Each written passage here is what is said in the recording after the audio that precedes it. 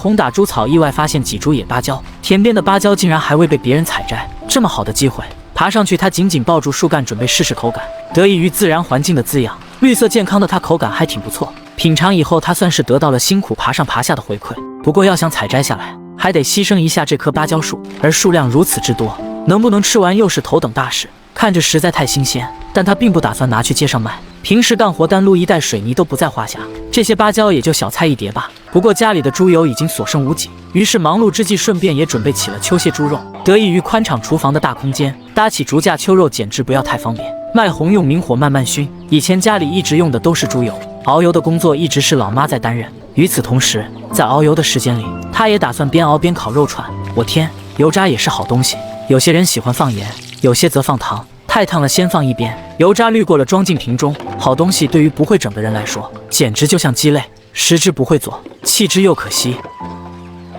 不过刚熬的这一大罐猪油，看来又够吃上好长时间了。随着时间的推移，曾经建造的花池已经到了不堪入目之际，再用竹板又是一样的风格。麦红想这次使用一些石头，这样使用的时间会更长一些。小溪能收集到形状各异的石头。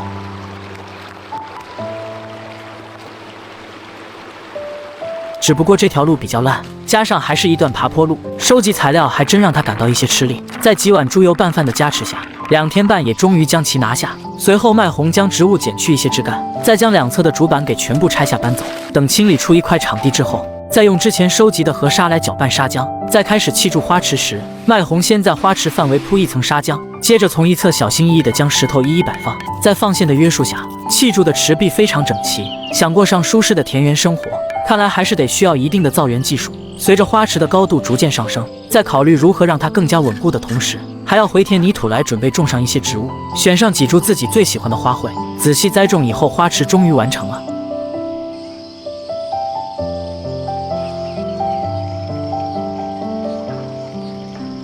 而小院生活也并非一帆风顺，由于这里遭遇狂风，大树被吹倒，厨房都移位了。幸运的是没砸到主房，不过怎么处理倒成了一个难题。水池的棚子也砸了个稀巴烂，于是他请了位帅哥来帮忙处理大树。上树后，帅帅仔细分析树干的结构，然后从一端开始将其锯断。树干粗壮，处理这样一棵大树绝非易事，帅帅也谨慎小心行事，以免发生意外。随着他稳稳的手势紧握油锯，锯齿渐渐切入树干，伴随着锯齿与木材摩擦所发出的声音，他们很快就将其处理成小段。帅帅说给个绿泡泡就帮忙搬木头，不给的话那就回家吃饭了。开个玩笑，其实处理大树两人已经谈了工费，这次虽然差点从头再来，但解决困难过后，这些木头就当是一次柴火补给。不过有些木头搬运起来非常费力。麦红深吸一口气，双手紧紧握住木头，随着身体的用力，木头的重量压在肩膀上，这种重量带来的压力，多走几步脚感打散散。对于有些实在没法扛的，他只能选择用钢钎找支点撬走，如此甚好。先将其堆放在土坎下吧。这一天不仅吓坏还累坏了。